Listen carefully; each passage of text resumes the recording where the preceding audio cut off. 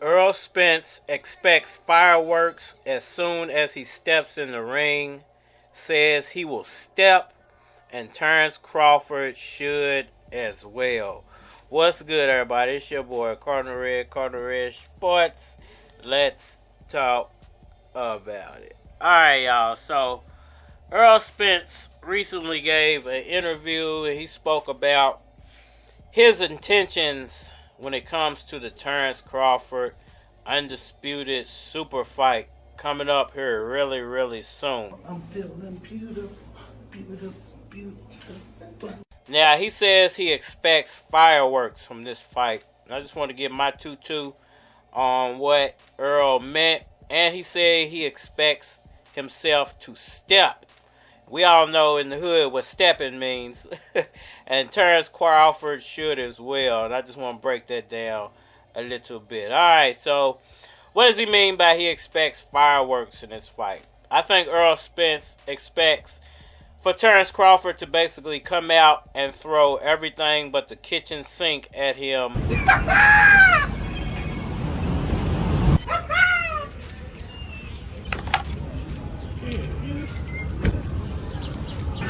What you doing, man?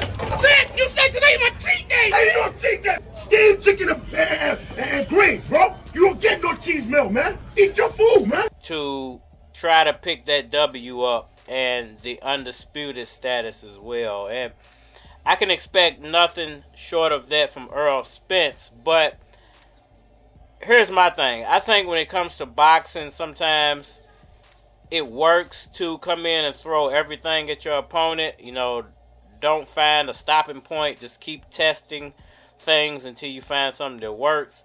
And then you got those guys that just doesn't work on. You have to come in with a set game plan. You have to stick to that game plan, and you have to make that game plan work for you. And I think this is one of those kind of fights on both sides. I think Errol needs a specific game plan to beat Terence Crawford, and vice versa. Terence Crawford needs a specific game plan to beat Errol Spence, and they can't waver or vary from that game plan at any point during that fight, or it's going to end disastrously.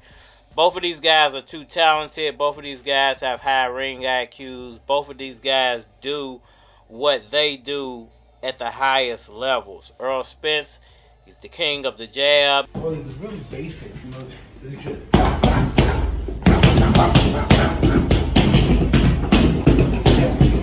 When he was jabbing, he should be moving, flipping the jab for the final uppercuts.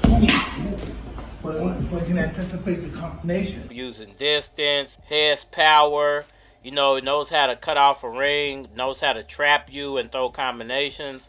Terence Crawford can use speed when he needs to, very quick with the combinations.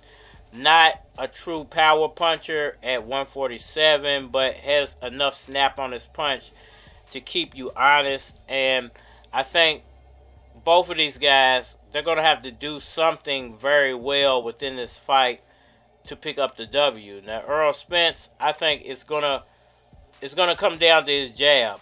Does he work the jab? Does the jab work for him? Does the jab keep Terence Crawford off of him? And I think for Terence Crawford, it's going to be foot movement. That's going to be the number one thing.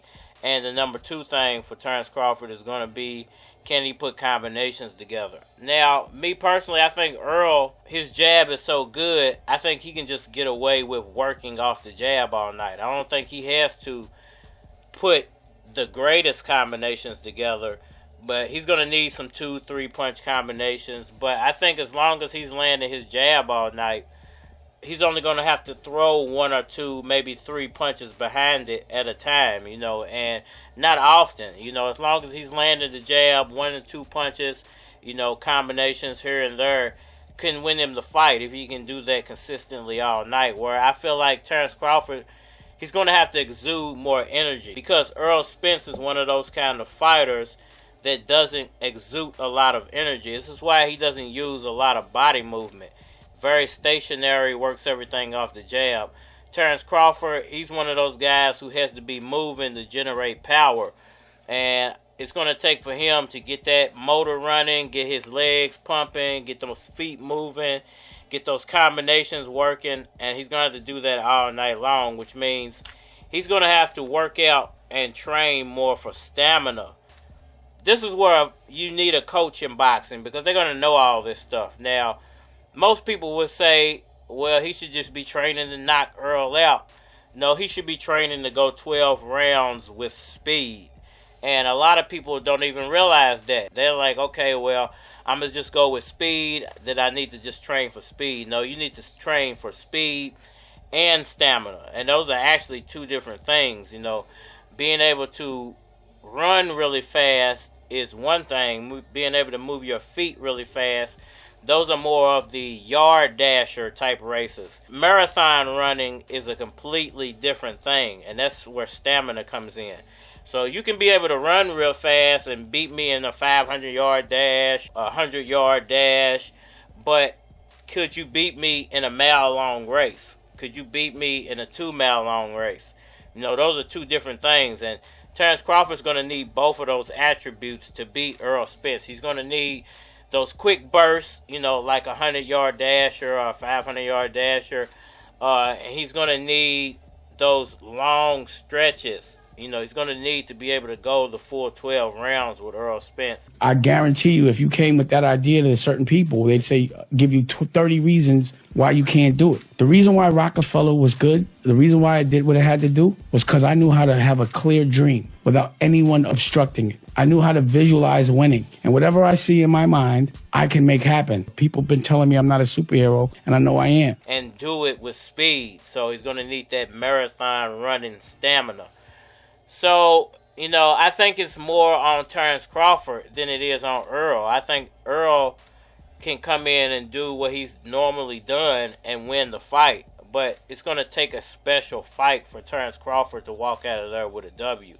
Because he has to do more. He can't just go in there and expect to knock Errol out. Errol's the naturally bigger of those two guys, so he should be able to take a bigger punch than what Terence Crawford can throw at him. And there's probably nothing in Terence Crawford's arsenal that is a big enough punch to really do anything to damage Errol Spence. But if he can land those shots continuously for 12 rounds, that's when you start to break a fighter like Spence down. He's going to have to break Spence down over 12 rounds. He's not just going to be able to go in there and try to walk through Spence. Spence is a 147 brick wall. Now, this is why I've always said the fighter who has the best chance of beating Errol Spence was Manny Pacquiao, because I didn't think Spence in any way could keep up with Pacquiao's foot movement. And that goes for the Pacquiao that even lost to Yordenis Ugas. I think that version would have beat Spence. You know, what happened with Yordenis Ugas, almost like a fluke. Anybody could have won that fight. If Manny Pacquiao won, you could have said, well, Ugas fought him on a 10-day notice and he wasn't truly prepared. Manny Pacquiao lost, so I'm sticking with the fact that a 10-day notice isn't enough time to fight anybody. But when you're in some of these positions, like guys like Pacquiao who come from another country and who just had too much going on in his life at the time, you're running on time limits, and you got to get stuff done when you can get stuff done, win or lose. And commendable guy, Manny Pacquiao, for not complaining that he lost. You know, he just wanted a rematch. So a lot of stuff on the line in this Errol Spence Jr. Terence Crawford fight. Both guys are going to have to come in with a set game plan to win, and both guys are going to have to stick to that. It just depends on how you read and look at the fight. Y'all let me know what y'all think about all that down in the comment section below. That like button, fun man, share. Subscribe. Holler at me on all social media platforms, the Facebook, the Instagram, the YouTube, the Twitter. But you're more than likely to get a response on the tube, so holler at me over there. If you like to collabo, feel free to hit my Gmail. It is flockofcards@gmail.com. And we are fine. about the bar, the car, the telly. Yeah, Louis King, that's my shit. Show that right there. That's my bitch. Nice face, nice ass, nice legs, nice tits. If you do a nice job, you can get a nice tip. If you got a nice job and you got a nice whip and you got a nice crib, cause you like nice shit, I can feel that. I can feel that. But bring that booty over here and let me feel that. I can feel that. I can feel that. But bring that booty over here and let me feel that. Shawty, you a fool. Shawty, you a beast. Seen her in the west, seen her in the east, seen her in the club, seen her in the streets. Now I gotta see her on them hotel sheets. Shawty, you a freak. Rolling off 1.5. I gave her one on the bed. I gave her one in the bath. I gave her one on the floor. I gave her one in the car. When I feel like this, I go straight to the bar and tell her 1 chick, 2 chick, 3 chick, 4, 10 chicks, 20 chicks, 30 chicks. Whoa, which one of y'all bad bras won't go? Which one of y'all bad bras won't go? I'm the bar, the car, the telly. I'm talking about the bar, the car, the telly. We take them from the bar, the car, the telly. You know about the bar, the car, the telly. Yeah, okay. Fly in a pair of keys, dirty as a pair of cleats with a pair of freaks. In a hotel suite with a pair of sweets. Loose keys, I'm a beast apparently. You can tell cause they throwing, they really getting loose. I was already live, can't blame it on the goose out of Tron. We can get it on. Yeah, she kinda skinny, sweating like she big bone. Blunt I'm smoking on, bigger than the mobile home. Let me get your cell number in my mobile phone. Now she thinks she wifey, say she want a ring on it. I'ma break her back, they gon' have to put a sling on it. You know? Lean on it. I'm finna win. 1 chick, 2 chick, 3 chick, 4, 10 chicks, 20 chicks, 30 chicks. Whoa, which one of y'all bad bras won't go?